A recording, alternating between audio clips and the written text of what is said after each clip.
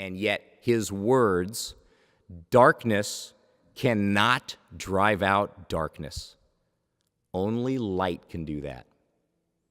And hate cannot drive out hate. Only love can do that. And if we say the word love and religion and spirituality in our government, all of a sudden everybody is tearing down the 10 Commandments and running things around. Well, you know what, ladies and gentlemen? Find me a person that doesn't have a soul, and I will agree with you. Because the soul is what walks into Washington, D.C., not the politician. The soul is what goes into urban America to solve those problems with the government, not a government. The government doesn't have a soul, but people do. And if people with souls at a foundation are looking at love as the core solution, I don't care whether you think that's crazy or kumbaya or whatever. That is what is going to get you where you need to go. Urban K-Life is in its 11th year, and they are stronger than ever. What's happening in North St. Louis and those high schools in Sumner and Vashon is the culture is changing. It's changing. And many of us in this room don't see it face to face. They don't see what's really happening in the culture that's changing. But those words, as much as Jason would love to think that he wrote those words, he did write them at some point in his heart. But what happened was the culture changed, the people changed, but there's one more component. There's one more component. When the government tries to put a program together, when the secular world tries to put a program together, and they try and go in and they try to change the hearts and they try and change a culture, without love, it doesn't work. It doesn't work. And what is love? God. God is love, and if you remove God from an entity or an organization where you're trying to change the culture and the hearts and the minds and the souls of urban children that are being framed, you remove that component. Martin Luther King Jr., darkness cannot drive out darkness. Only light can do that. And hate cannot drive out hate. Only love can do that. When you remove God from an organization, you remove that love, darkness and hate can prevail. They can stay in there and prevail, which is why you go around the globe right now and you see darkness and you see hate. But there has to be forgiveness in order for love to be able to change the culture. And what's happening at Urban K-Life right now is the culture is changing. The number 3 thing, once you're there and once you've connected, you need the resources.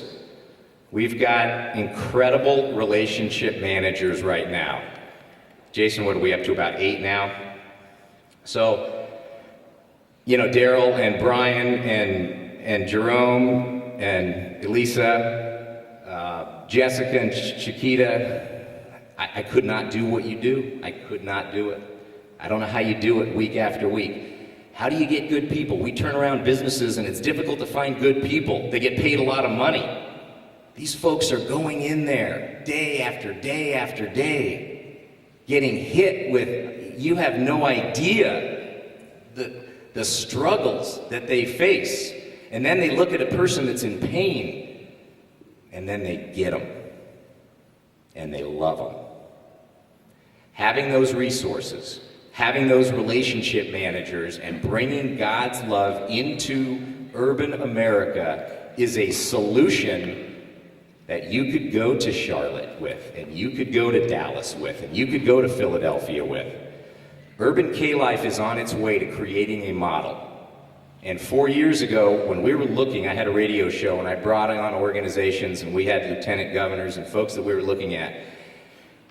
And I said, why can't these faith-based organizations, with God at the center of it, get government funding? What is the problem here?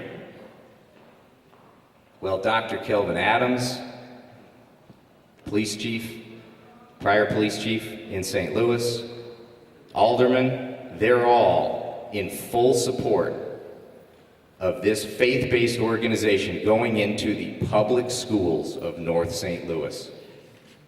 But it can't happen without full support. It cannot happen without the support financially, the human resources, and we do need the government, and we do need the public school system to let us in. They have to let us in. If they don't want to let us in, we can't get there. So, Mr. Julian, there's support coming. I got a couple of statements to read for you. Where are you? I can't really see it. There you go. And if any governor does not want to stand behind this organization, they are crazy. I don't want to get into politics right now, but you have to be crazy when you have the solution right there in your own city that is not working across the country. You will stand behind it. Now, the children of tomorrow mandate that you stand behind it. And I stand behind the children of tomorrow. And I will not stop until this governor, whichever governor does become governor, stands behind this organization. But we need to give them resources. We need to give them assistance, folks. I can't go in there and do what they do. I can't. There are people that can. St. Louis is in need of some serious healing. That will only happen when we all work together. Our law enforcement officers need our support as they work to keep our kids safe, and groups like K-Life need our support as they work to help pull St. Louis teens out of dangerous situations and into situations where they can learn and grow. And our state leaders need to stop playing politics and fight for solutions. It's groups like K-Life that are getting results for these kids, and government needs to support you.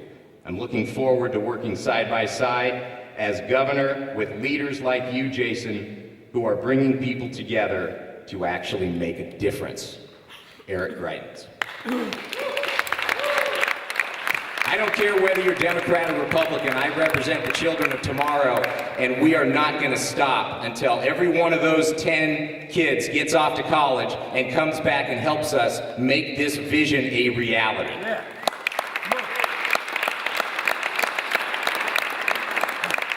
I was especially proud to see the fruit of the labor at Career Academy, and that there are students from Career Academy that are still involved in K-Life and are living witnesses to what is actually happening there.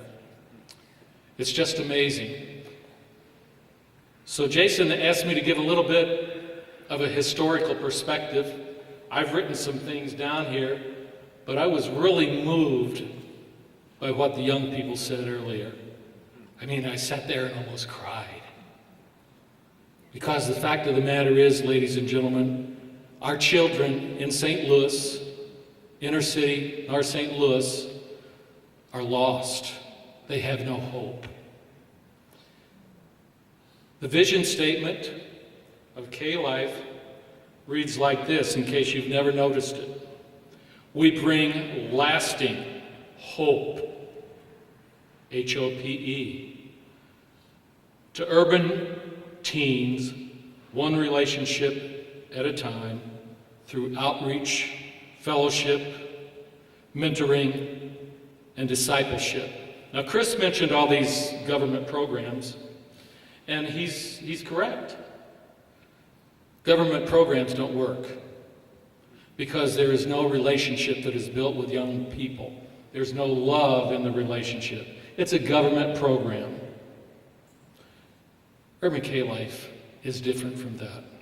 Well, hopefully you guys are getting a little bit of a flavor of what all the variety of things that we do are. You've heard a bunch from students kind of in popcorn fashion coming up. You heard from Hampton, who's an alumnus of K-Life. You heard from Chris, talking from a much broader perspective of what can be done in our city and really across our nation if this model could be followed and would be implemented in our school systems with people going in and engaging these young people. And then you just heard from Darius, who talked about the impact of a small group in his life and then flipping off backwards at Fugitive Beach and smashing his head in the water. You know, it's kind of fun too. That's what we do, right? I mean, trust me, teenage kids are not going to come to your Bible study program like you heard many of them say if you don't know how to have fun with teenagers. I mean, just going to kill them, put them to sleep. Like, why? So we've got people on our staff that love teenagers and are gifted with teenagers urban teenagers in particular, you don't need a whole bunch of me's coming down to urban America trying to figure this out, which is what always happens, and the kids look at them like, I don't want to hang out with this guy. But the truth is that impact is occurring, and you guys are hearing that. Martin Luther King Jr., darkness cannot drive out darkness. Only light can do that. And hate cannot drive out hate. Only love can do that. When you remove God from an organization, you remove that love, darkness and hate can prevail. They can stay in there and prevail, which is why you go around the globe right now and you see darkness and you see hate. But there has to be forgiveness in order for love to be able to change the culture. And what's happening at Urban K-Life right now is the culture is changing.